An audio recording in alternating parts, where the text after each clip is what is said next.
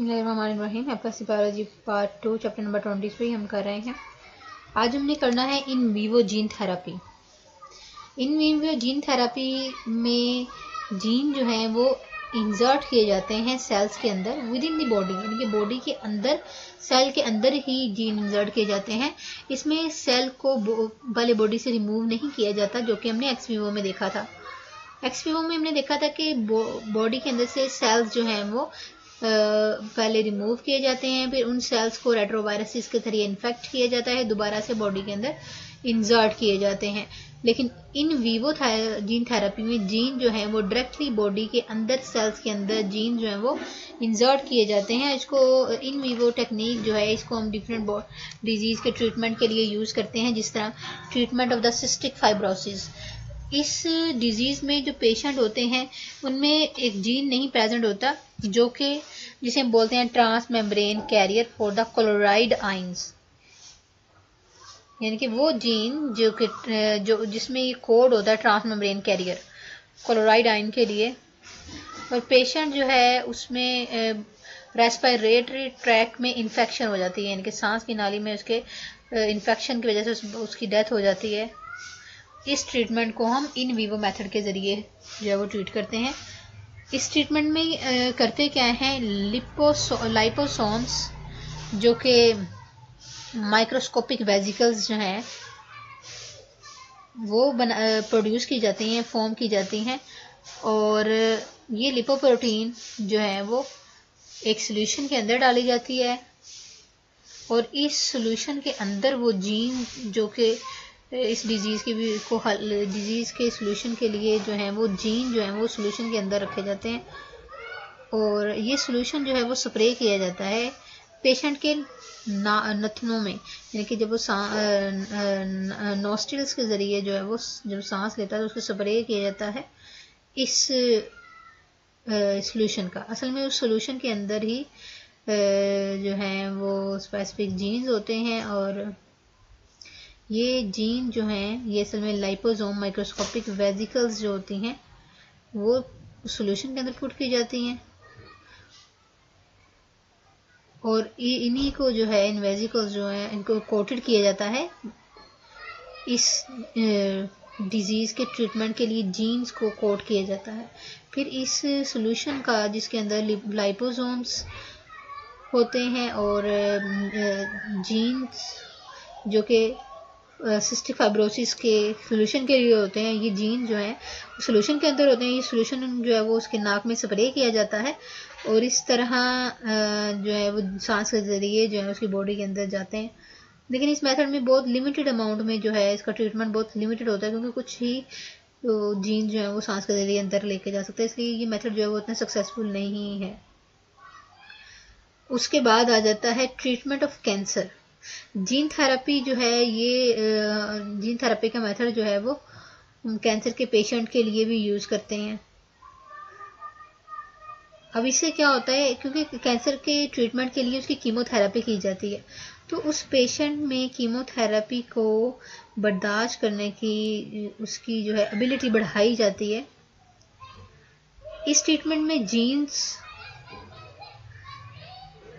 Specific gene जो है वो कैंसर के पेशेंट को दिए जाते हैं, और ये जीन जो है वो उसके हेल्दी सेल्स को टॉलरेंट बना देते हैं, ताकि वो जो उसकी कीमोथेरेपी हो रही है उसको वो बर्दाश्त कर सके।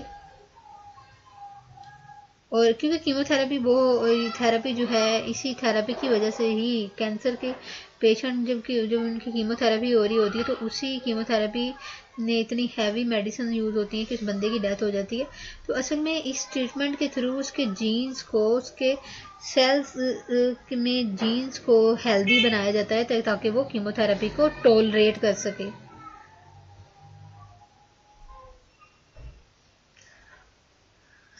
और कीमोथेरेपी का लेवल ही होता है जो इंक्रीज़ करवाना होता है कैंसर सेल में, ताकि वो कैंसरस सेल्स को केमिकली ट्रीट किया जाए, उन्हें ख़त्म किया जा सके।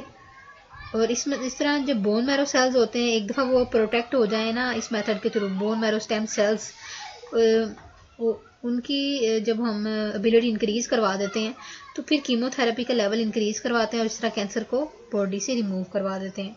इसके अलावा आ जाता है कोरोनरी आर्टरी एंजियोप्लास्टी।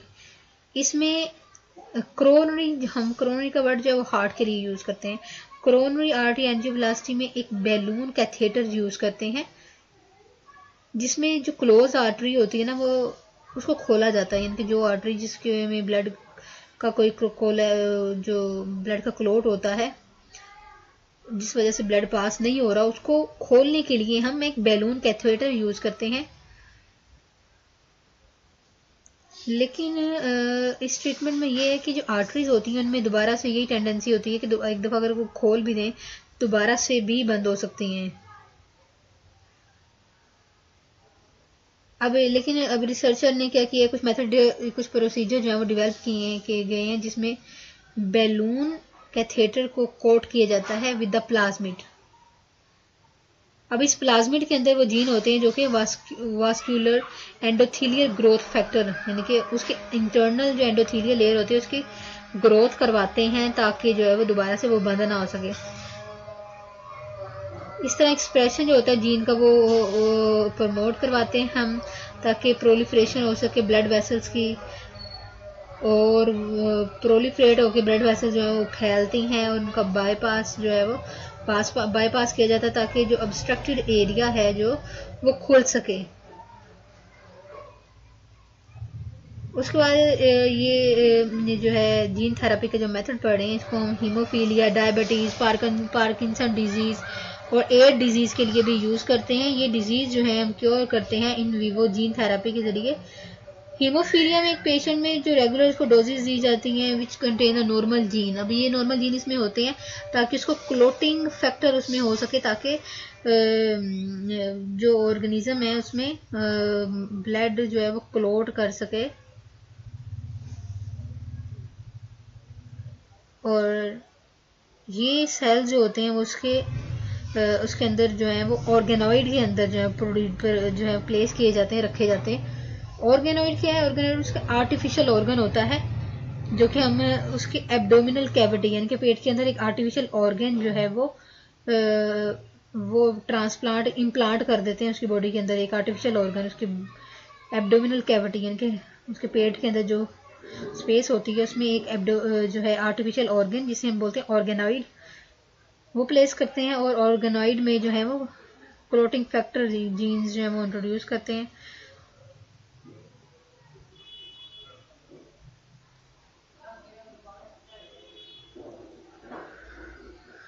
इसके अलावा पार्किंसन डिजीज़ जो है वो एक नर्वस डिसऑर्डर है जो कि जिससे स्टिफनेस हो जाती है, और ये जिसे हम कहते हैं शेकिंग होती है, बॉडी वाइब्रेट करती रहती है, चलने फिरने में बहुत मुश्किल होती है। अक्सर बूढ़े लोगों को अगर हम देखें तो उनमें ये डिजीज़ होती है।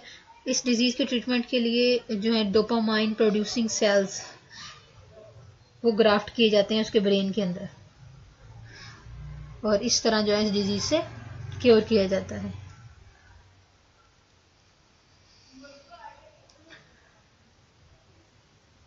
उसके बाद आ जाता है टिश्यू कल्चर।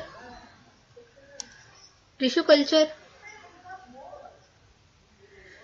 है क्या? टिश्यू कल्चर असल में growth of a tissue in artificial liquid containing medium, यानी कि लिक्विड मीडियम के अंदर आर्टिफिशियली हम किसी टिश्यू की ग्रोथ करवाते हैं, इसे बोलते हैं टिश्यू कल्चर। 1902 में जर्मन बॉटनिस्ट गोटलैब हर्बरलैंड ने प्लांट सेल्स को कहा था कि प्लांट सेल्स जो हैं वो असल में टोटीपोटेंट होते हैं। टोटीपोटेंट असल में ये एबिलिटी होती है, एबिलिटी टू डिवाइड, यानी कि वो सेल्स जिनमें एबिलिटी होती है कि वो कंटिन्यूसली डिवाइड कर सकें। इन्होंने जर्मन बॉटनिस्ट ने ये बताया था कि प्लांट सेल्स के अंदर ये एबिलिटी होती है कि वो कंटिन्यूसली डिवाइड कर सकते हैं। तो इसलिए हम कहते हैं totipotency means that the cell have the full genetic potential for the growth. इसका मतलब ये है कि अगर हम सिंगल सेल भी ले लें तो उससे भी, प्लांट सेल का अगर एक सिंगल सेल भी ले लें तो उसमें भी ये पोटेंशियल होता है कि वो कॉन्टिन्यूसली डिवाइड करके पूरा का पूरा जो है वो न्यू प्लांट बना देता है। अब टिश्यू कल्चरिंग मेथड में डिफरेंट मेथड हम यूज़ करते हैं जिसमें फ्लोइंग कल्चरिंग आ जाती हैं। फ्लोइंग कल्चर फर्स्ट आ जाता है 1958 में कॉर्नेल बॉटनिस्ट FC स्टेवर्ड, इन्होंने कंप्लीट कैरेट को ग्रो करवाया था, एक छोटा सा पीस लिया था उसका फ्लोइंग, इनके फ्लोइम सेल्स, वास्कुलर बंडल में से उसने फ्लोइम सेल्स लिया था और उसे पूरा कंप्लीट प्लांट बना दिया था। अब इसके लिए उन्होंने जो मीडियम कल्चर मीडियम लिया था उसमें शुगर, मिनरल, विटामिन और कोकोनट मिल्क लिया था। बाद में ये डिस्कवर हुआ था कि असल में कोकोनट मिल्क के अंदर प्लांट ग्रोथ हार्मोन यानी कि साइटोकाइनिन, ये हार्मोन होता है ग्रोथ रेगुलेटर, जो कि प्लांट की ग्रोथ करवाता है। जब इसको कल्चर किया जाता है और इससे प्लांट में जो प्लांट सेल है वो कंटिन्यूसली डिवाइड करता है और एक कैलस बना देता है।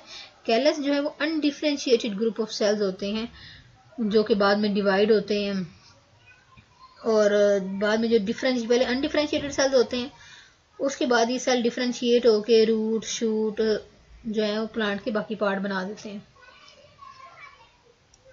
उसके बाद आ जाता है micro propagation from the meristem culture. अब ये टेक्निक जो है वो हम कमर्शियली ये टेक्निक जो है वो यूज करते हैं टिश्यू कल्चर के लिए। इससे हम मिलियंस आइडेंटिकल सीडलिंग प्रोड्यूस करवा सकते हैं। थोड़ी सी भी हमें स्पेस है, थोड़ी सी जगह पे हमें ज़्यादा एरिया नहीं रिक्वायर होता, थोड़ी सी जगह पे हम मिलियंस सीडलिंग यानी कि छोटे छोटे प्लांट्स बना लेते हैं। इसके लिए हम मेरिस्टेमेटिक कल्चर इसे भी बोलते हैं। और इस मेथड में जो बहुत सी नई शूट जो डेवलप होती हैं,